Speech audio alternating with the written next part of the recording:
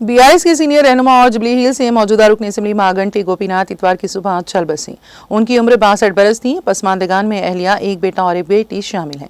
गोपीनाथ को 5 जून को सीने में शदीद दर्द की शिकायत के बाद गच्ची बावली की AIG अस्पताल में दाखिल कराया गया था।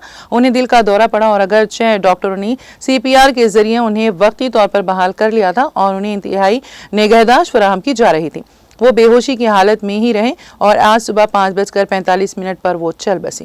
गोपीनाथ अपने सियासी करियर का आगाज 1985 से 1992 के दौरान तेलुगु यूथ के सदर की हैसियत से किया था। वो 2014 में असेंबली में दाखिल हुए, जब उन्होंने जुबली हिल्स से तेलुगु देशम पार्टी TDP के उम्मीदवार के तौर पर मजलिस पार्टी के नवीन यादव को शिकस्त दी। बारह वो भारत राष्ट्र समिति BRS में शामिल हो गए और 2018 और 2023 के असेंबली इंतखाबात में कांग्रेस उम्मीदवारों P. विष्णु वर्धन रेड्डी और मोहम्मद अजहरुद्दीन को शिकस्त देकर मुसलसल 3 बार कामयाबी हासिल की।